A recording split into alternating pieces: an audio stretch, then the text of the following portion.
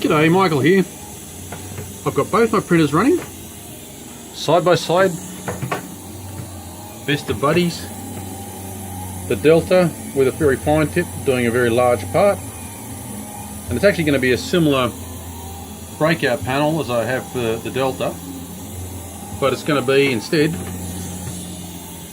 for the Cruiser, because I want to get that display and control bundle there out onto the door in a similar manner to what I've done on the Delta. And I've got the Cruiser printing with a very large tip, some very small parts. I'll just see if I can zoom in without shaking too much. Okay, so they're pretty tiny parts being, I don't know, belted out by a very large fat tip. Now it's set for a really solid and strong extrusion. It's probably really overdoing. I could have lightened the extrusion to maybe 0.9 or something like that. But in any case, it's going to produce a nice solid part. And all that is for is basically to hold the ribbon wire inside the door to tidy it up. Because you can probably see in the background there, I've got some ribbon wire there that goes to the control box there, and that'll be brought out to the outside on the door. It's moving into winter here, and the temperature's been a bit cooler than I'd like it to be, so I want to at least stop drafts and probably float these things. I'm using PLA. I want to float them at about, I don't know, 20-25 degrees air temperature in there.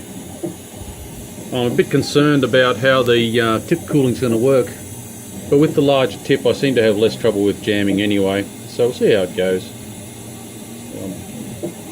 If necessary, I might end up doing a sort of a closed cooling circuit like I've done on the Delta, which I'll just remind you what that was all about. I have an exhaust pipe there, and I've got a supply, which you probably can't see. Yeah, it's a clear tube in the back there, coming up the machine, following in with the sort of the umbilical arrangement. You can see the clear tube on the tip, going to the blue fitting, and exhaust coming out of the larger silicon tube, going out to exhaust tube. Okay, so that allows me to have, you know, quite a cool temperature at the tip, well actually the back end of the hot end, but maintain a completely different temperature in the actual cabinet. Now I may have to do the same thing here on my Cruiser, because it's basically getting air from the well, the inside of the cabinet, so it may overheat. But in any case, for this short print I'm not concerned, but I am worried about in future what the impact might be. As you can see, it's quite a messy print for this density. I've got it set for a very high density for the templates that I'm making for using a router. These things don't have to be anywhere near that strong, but I'm not changing the settings just for that.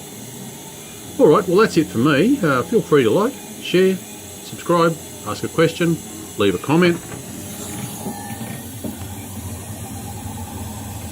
Bye for now.